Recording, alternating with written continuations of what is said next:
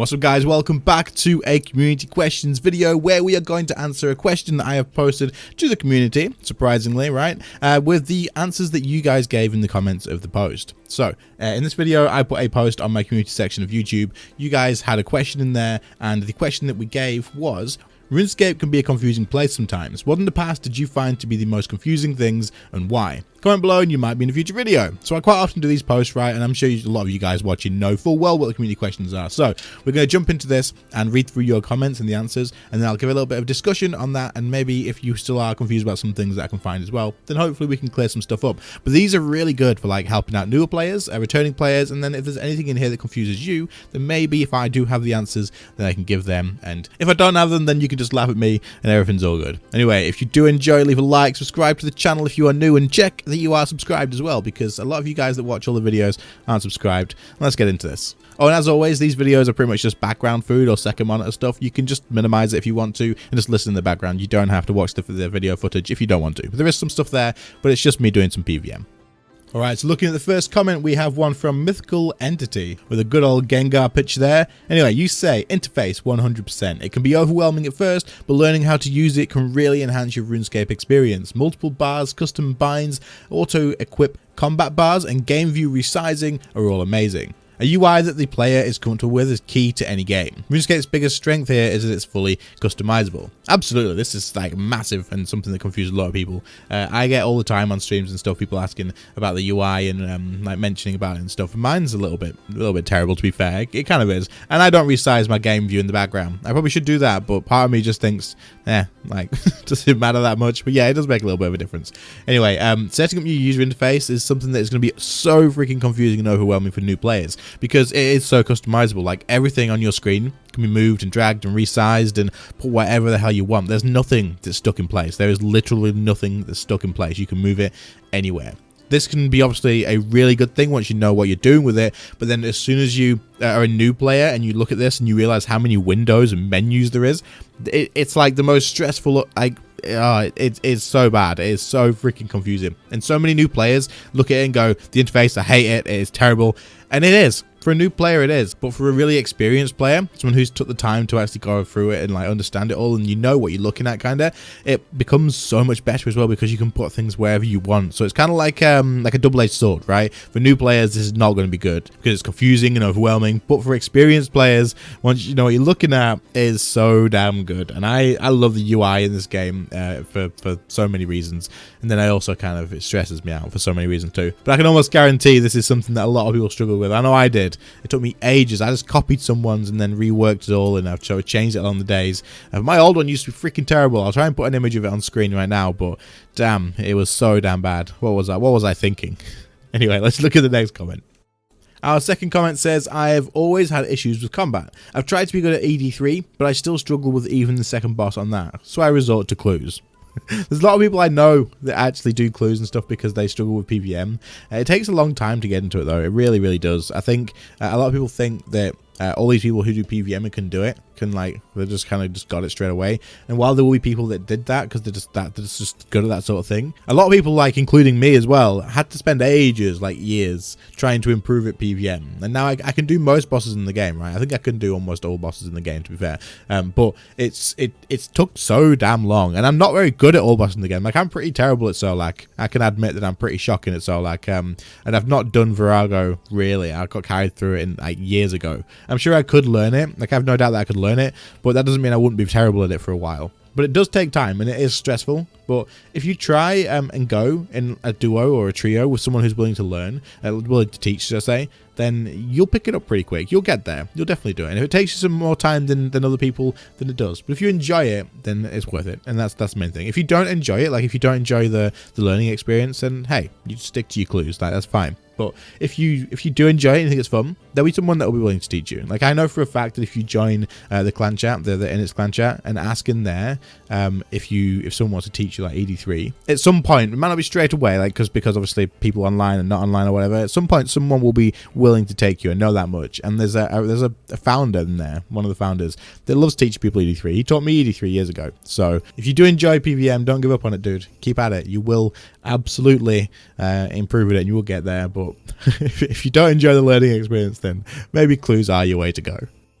This next comment I absolutely love because it's something I try and explain quite a lot, and this person's put it in such good words. They really have, and it helps me explain it, definitely. So you've said definitely what most people seem to say, which is the rotation or DPS part of things. It's very dynamic and changes based off of crits, adrenaline procs, etc. This makes it hard to be confident in your rotation. Most guys just explain how to build a rotation and what abilities to prioritize, but that is still a complicated starting place. This is actually, you've worded this so well, man, so thank you very much. I haven't put your name in. I'm sorry if you wanted it in there, but because it looks like your real name, I haven't put it in. But basically, what this person is saying is, a lot of people ask me as well all the time on stream, what is your DPS rotation? Can you explain your DPS rotation? Can you make a video or a guide about your DPS rotation? Now, I always answer this with the answer of, it's not really something you can do, at least not really something I don't think I could do, because I don't really have a set DPS rotation, right? And while my DPS isn't actually that great anyway, like it's not terrible. Like I can do like Rakshard. I can get my Rakshard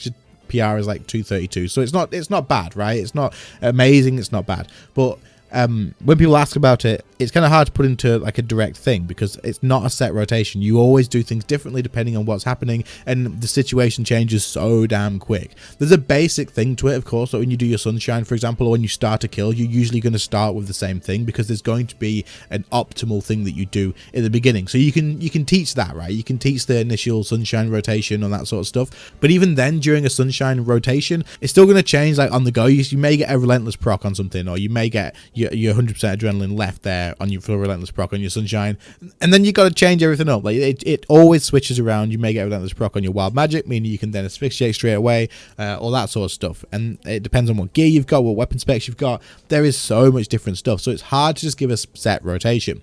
That being said, there is the basic stuff, and I think the basic stuff's like good to know about, of course, but then you kind of have to build on it from there, and it's such a hard thing. It really is, and it's so confusing for so many people, because this is the difference between when you look at someone who's got the same gear as you and they're doing 5 times the damage, because trust me, this still happens to me. Like, it doesn't matter that my DPS has like got a lot better over years. There's still so many people that just have the same gear or even less gear than me, and they're flying through kills so much faster, and it's unreal. But that's just the way RuneScape works. They have a better understanding of all the abilities and want to use them, and they've seen. But you learn this stuff as well as you're going. Like, you can learn different things. Someone could say, oh yeah, if this happens, then you do this. But it's such a small difference in like timings and stuff, and they all add together to make that difference in DPS. So to give an example, let's say at Taraket, there's a bit where Taraket can't be attacked because he's flying away. The difference would be someone would charge up a detonate and release that detonate with like a wild magic the second that Taraket is attackable again. That's going to increase your DPS, and someone may not do that sort of thing, right? So you can teach that sort of thing, but you can't teach the fact that if you get a relentless proc on the wild magic, you've got more like adrenaline left. The exact ability to use in the next order and using like different, it's just all this sort of different things, right? There's so much stuff, and this is really important. Like, it's stuff you're going to learn, but it's also, it's important for you to understand that you can learn the basics, but then from there it's kind of like getting used to stuff and experience in more PVM and in different situations, and then realizing what works better, and then just learning little things at a time and adding them all together. And that's what increases your DPS, because like this person says, the word of it really well is there's no set rotation. It's not that way. It's just a build a rotation, what ability to prioritize. Ability prioritization is huge. So that's definitely like a massive thing to know about. But in certain situations, it's not going to be the same order as well. So it's confusing as hell, but it's one of RuneScape's mysteries, in my opinion.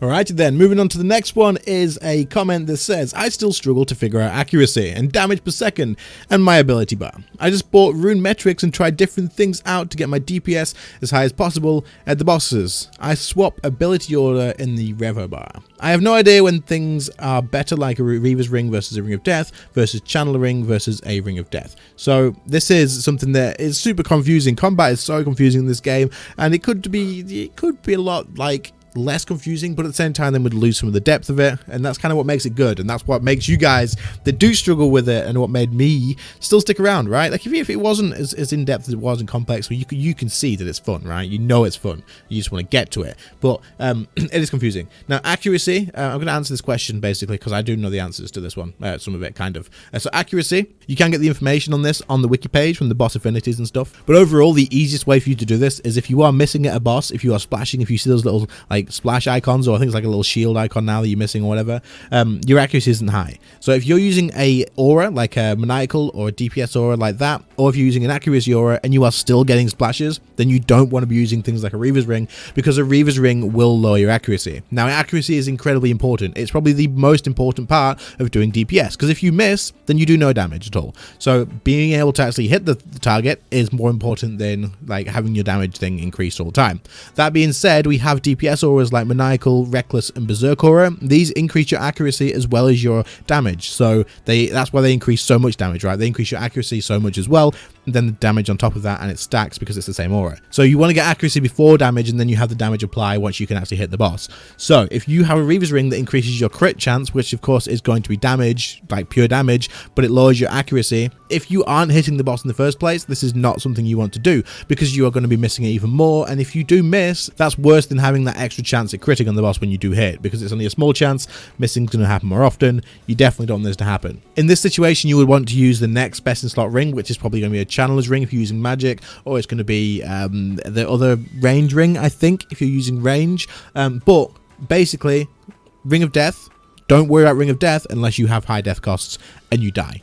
That is the only thing about Ring of Death. That is all it's there for. It is never best in slot unless you just want to make sure you cover your death costs. So if your death costs are high, or too high that you don't want to cover it, and you are dying quite a bit, then use Ring of Death. If you're learning a boss, use Ring of Death. If you have the chance that you're going to die and lose money, Ring of Death is brilliant because it makes your deaths really, really cheap. If you're looking to get the most out of your damage and your accuracy and all that sort of stuff, then that's when you want to look at the other rings. The new rings that came from the Rex Matriarchs, those are your best in slot rings. You just need to look at those and see which one's best. If your accuracy, if you're missing on a boss, if you're splashing on a boss at all, then don't use the Reaver's Ring. If you aren't splashing on the boss, then use the Reaver's Ring. That's pretty much what you want to do. Another thing you can do very easily is if you are going to a boss, like say you're going to Solak, right? Solak, your accuracy there is 100%. It just is. It doesn't matter. You're going to hit him 100%. So you do use the Reaver's Ring. But if you're not sure, then just ask in the clan. I'm assuming you're probably in the clan. Ask in the clan, dude. If you're not, then guess in my clan, the Inits, and then ask in there. People will tell you. They'll tell you whether the boss is high accuracy or not. And you can just say like, is accuracy high at Solak? If it is, can I use my Reaver's Ring?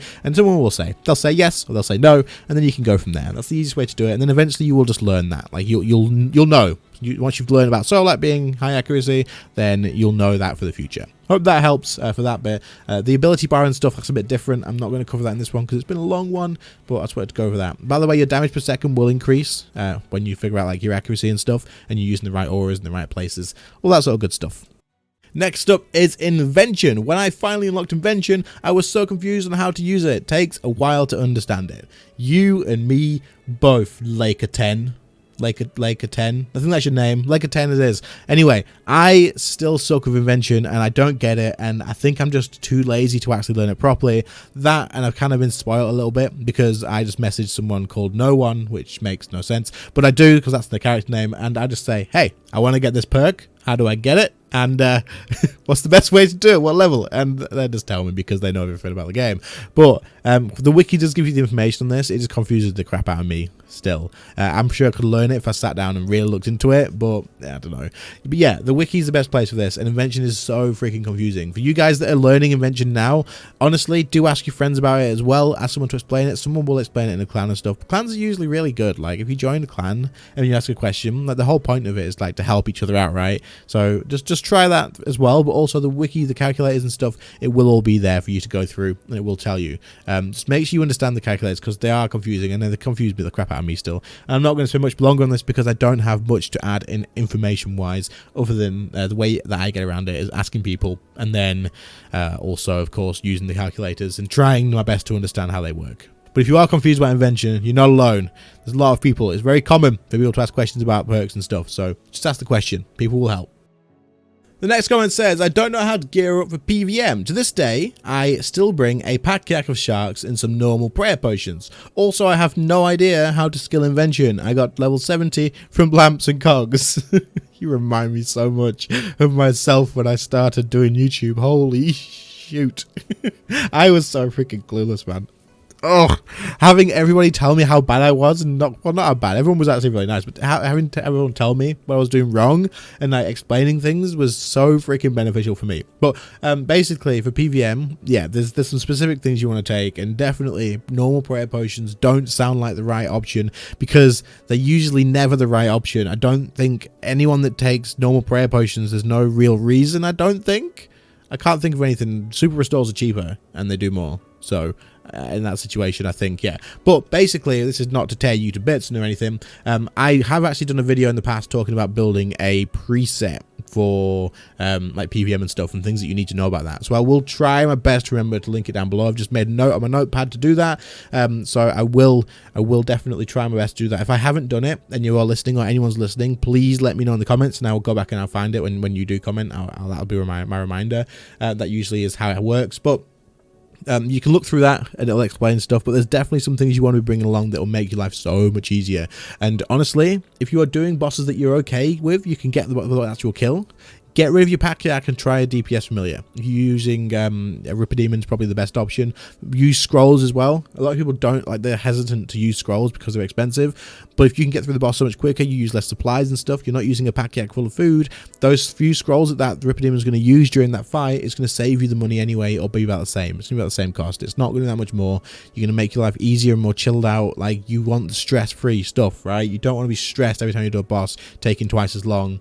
And yeah, this is definitely what you want to do. Give it a try. If you struggle, then go back to the yak until you're more confident, and then try it again later on. You'll get there. Keep at it. As for Invention, again, last one explains it. I'm clueless with Invention. Leveling it up, you want to be doing augmenting your stuff, leveling your augments up to level 12 and siphoning them. Siphon them up, get all the way to 99 that way, and that's what I did. There's probably a more efficient way to do that as well. Protox will have an invention guide. Check out Protox's invention guide. That's what you want to do. He'll tell you what to do. I'm sure there's another one around as well, but whatever. I'm sure his is great.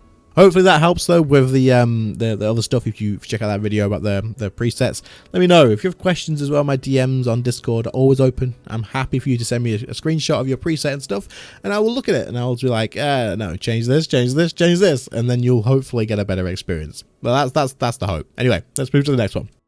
Okay, so some of these have been pretty long, so we're going to make this our last one, and it says, it's impossible to play this game without the wiki. I always need to have it open. It's not just you, man. The wiki's open on my browser right now. It is probably open on most people playing's browser right now if they're on PC. It is so freaking useful, but it's also so, like, we need to rely on it so much because the game is confusing, but it's kind of like, it's confusing in a way that it's been made to be like, they'll have the wiki, they'll be fine. Someone will put it on the wiki. Someone will make a YouTube video. Someone will do a guide. Like, they can ask someone else to figure it out. It's fine. Like the quests in this game, I don't think I could do half of, no, not even half. Like most of the quests, I think it would take me ages to get through them. Like ridiculously amounts of time if we didn't have the wiki. But to the point where it wouldn't be fun, I think. I don't know. There's definitely a lot of things in the game that kind of need explaining, but they don't give an explanation because of the wikis there. Like when you do look at Invention again, we're going to bring Invention up again, here we go. When you bring Invention up again, the rates, the optimal rates to actually do the perks, the levels and stuff, like what level you should be on, whether you should use a potion or not, what sort of like resources you should use, they should just be available in game. It should recommend you the best thing to do, because I don't know, like, who the frick works that out without having to fail it 100 times? It's not in game. It doesn't give the percentages. I just feel like that should be readily available information. You shouldn't have to go looking for that online. But rather than spending dev time on it and stuff, they just let the players work it out. It all goes on the wiki. That's what the wiki is. It is a dev time saver. It absolutely is. And YouTubers are the same. When something comes out, we'll make a guide on something. Then Jagex don't have to really like make things overly self-explanatory. They don't have to add in tutorials for stuff or anything like that, because you know what? It's on YouTube and it's on the wiki. But yeah, I agree. Definitely, the wikis always need to be open, and it makes things like so much clearer. But the game itself is confusing. That's what we're saying. The game itself is the confusing thing. Anyway, guys, that brings us to the end of this one. What was it again? What the frick did we just do? Why did I take a little minute just to, like, what? this brings us to the end of things that are confusing in RuneScape 3. I had to pause the recording and reread my title. What the hell? Anyway, guys, I hope this helped you guys out. I really do. If there's anything in here that you've learned, then do let me know in the comments what you've learned. And for the newer players of the game, the people returning to the game, this game is stupidly confusing for, if it has helped, then that is served its purpose, and I'm very happy about that. If you did enjoy the video, if you did learn something, do leave a like on the video too. It'll help it get it suggested to other people, of course. That is how YouTube works, and it is super helpful for me as well. Other than that, if you are new around here, or if you are like around here quite often and you're not subscribed, do consider pressing that subscribe button. It is absolutely free to do, and it makes my day. So if you want to make my day, you want to do that, then press that sub button. If you don't want to do it, then it is what it is. You can press the dislike button, that's fine too. But otherwise, guys, thank you all so much for watching. Channel members, you guys are insane by supporting me that much extra each and every month. Like, I appreciate it so much, and I very much do appreciate it, guys. Like, holy hell. Your guys' names will have been on screen during that moment, of course, as well. So thank you again very, very much to you guys. Other than that, thank you everybody else for watching. I hope you learned something new, and I will see you all in the next one. See you later, guys. Bye.